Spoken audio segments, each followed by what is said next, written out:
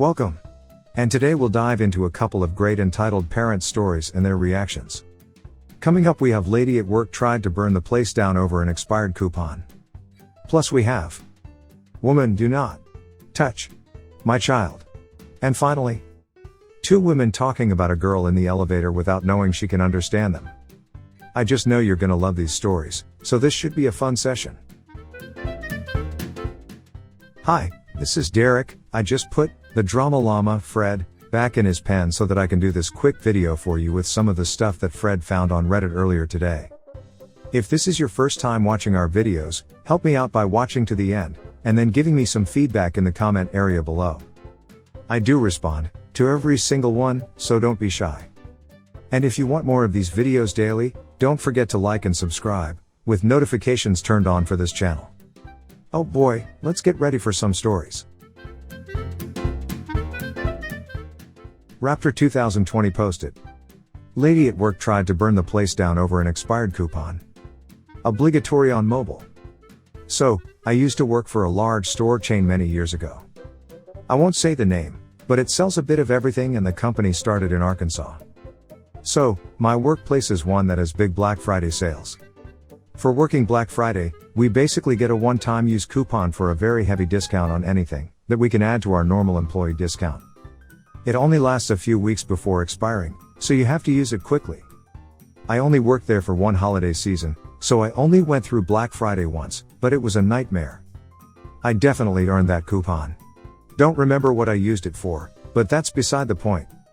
So, a few weeks after Black Friday, and about a week after the coupons expired, I came into work for my shift. During our lunch break, I hear some of my coworkers talking about somebody being crazy. I asked them what they were talking about, and this is what they told me. I'm trying to write it as best as I remember, so not all of the details may be accurate.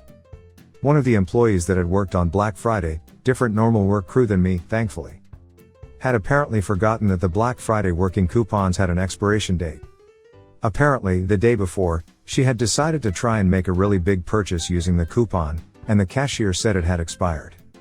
She lost her mind, screaming at the cashier and demanding they take it. She said she had worked for it, since it was their duty to take it no matter what, and she wouldn't accept having worked Black Friday and not getting that discount. Several managers, including the store manager, had to come deal with her, and eventually she was escorted off the property. She wasn't fired for her outburst, but received some disciplinary action. Well, she apparently snapped at the managers daring to refuse her, because the next day, maybe 12 hours after she tried to use her coupon, and just hours before I heard this story from my coworkers, she returned to the store with, and I'm not kidding here, a knife, a shotgun, and a blowtorch, intent on killing her manager and her coworkers and setting the building on fire. But, she somehow dropped her knife on the way in, and when she got into the store, her gun jammed. Left with just the blowtorch, she started to try and set the mat in the entrance on fire. I know this sounds made up, but it is completely true. She was quickly tackled by security, and restrained until police arrived and she was arrested. She was, of course, fired, and faced some pretty heavy charges. I don't remember the charges. All I remember is seeing her mugshot online with her in a straitjacket. I got several crazy stories out of that job, but that was the craziest. Thankfully, nobody was harmed, and no damage was done to the store. Now on to the next story posted by Midnight Ballad. Who posted? Woman, do not touch my child. A few hours ago, Untie, my family says that instead of auntie, called my mother about something that happened today. Her pissed off black woman voice could be heard across the room. I was curious what happened, worried something bad happened as I've never heard her so angry, and asked my mother to put her on speakerphone. The following story she told us is parallel to a situation my mother and I went through when I was very young. Here's how it began. Early this afternoon, Untie, age 52, and her daughter, age 9, went to the store to pick up baking supplies for my cousin to make her first gingerbread house. Cousin had always wanted to make one, and was inspired when I shared photos of the holiday goodies I made. I told her it's more fun to make food from scratch, and they just taste better, and she wanted to give it a try. That was their plan for this weekend. Cousin and aunt went to Dollar Tree for candy since they could get way more for way less than their local grocery for the good brand name stuff. They had most of the ingredients at home, so they didn't need much. Being the holiday season, they were in the grocery line for quite a while. Cousin bounced with excitement saying how she couldn't wait to get started on the gingerbread house and make it so cute.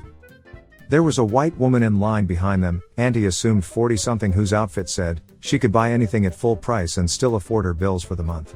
She said with a big smile, "Your daughter has such pretty hair." One thing about the women in my family, we all have great hair because we take care of it. It's thick, healthy and beautiful, and we take pride in it. We all stopped using relaxers before Cousin was even born, so it was 100% pure African American hair. It's a lot of work, but the payoff is worth it. Cousin loves getting her hair styled. Today's style was 2 twists over her head like a headband, butterfly clips and matching bubble balls around 4 separate, evenly parted twists with flower barrettes on the ends. It was windy where they live, so Auntie also gelled her hair down. Auntie thanked the woman for the compliment. Cousin was shy around strangers, and inched forward, feeling uneasy as the woman was not on the 6-foot marker on the floor separating them. While Auntie started loading their things onto the conveyor belt, she noticed one of Cousin's flower barrettes fell off and one of her little twists came loose. Auntie told her to pick it up, she has bad knees, so as not to lose it. Cousin bent down to get it, and as soon as she stood up, the woman behind grabs her and starts touching her hair. This total stranger put her hands on another stranger's child, especially a black woman's child. Yeah, her obituary would be in the works if it were my kid. When Auntie saw her, she hollered, "Biatch, get CHA-effing hands off my child." The woman stared at her wide-eyed and didn't stop. "She's fine. Her hair is just so pretty, I couldn't resist the urge to touch it." Auntie starts taking her earrings off. Wasn't her first fight. She said, "Lady, I do not know you, and I am not above resisting the urge to touch you." She snatched the woman's hand away and threw it aside as it smacked into the conveyor belt. The woman cried out in pain while clutching her hand and yelled, "What the hell is wrong with you?" Auntie tells her, "You don't put your hands on someone else's child.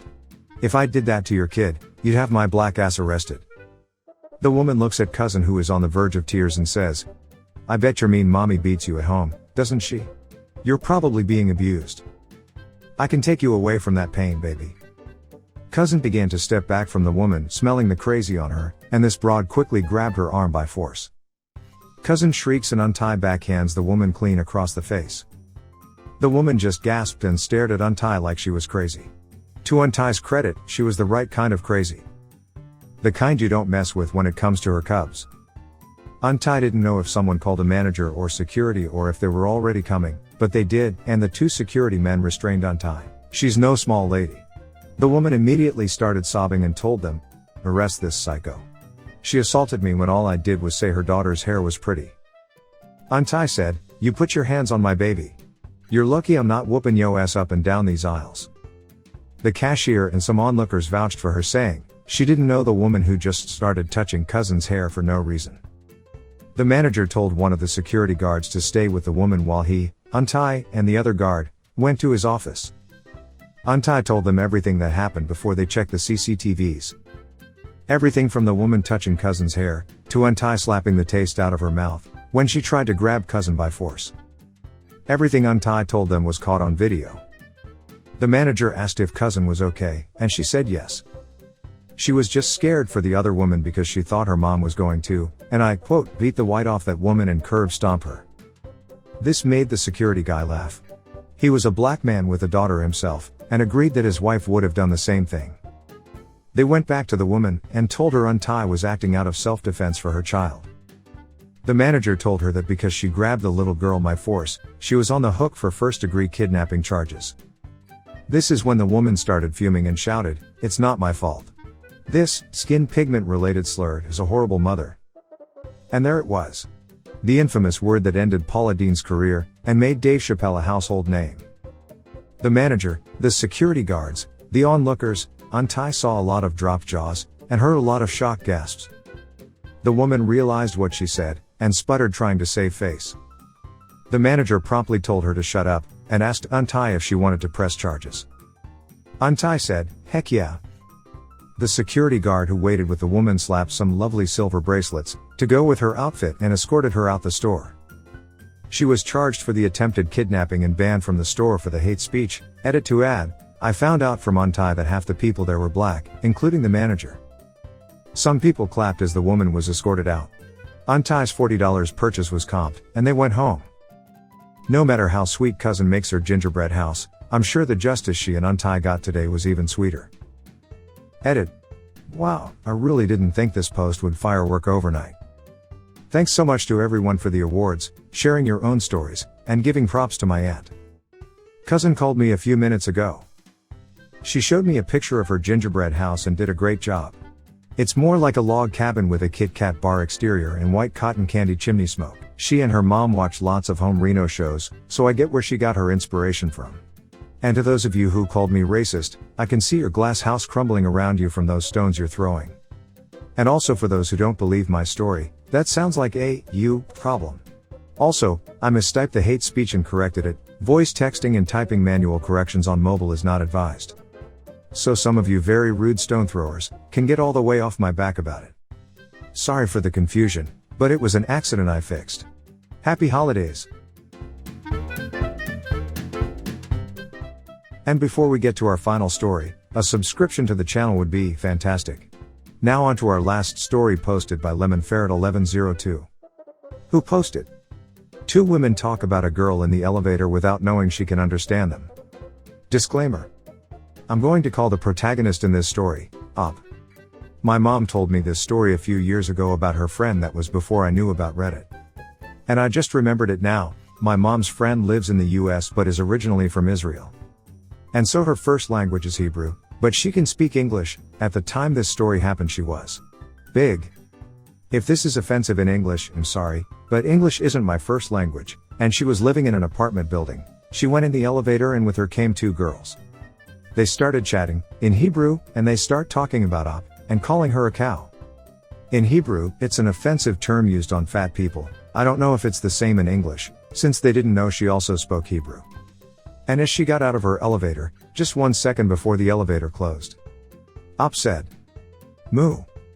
And just as the doors closed, she saw their faces turn pale. Sorry if my storytelling skill aren't the best, but I hope you enjoyed this story.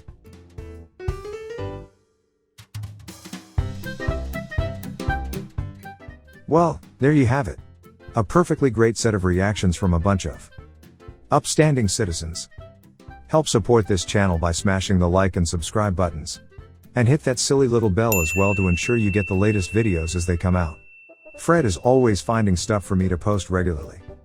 So this is Derek signing off. Thanks for watching. Good grief, it sounds like Fred is out of his pen again. He must have found more stories for me to share with you. See you soon.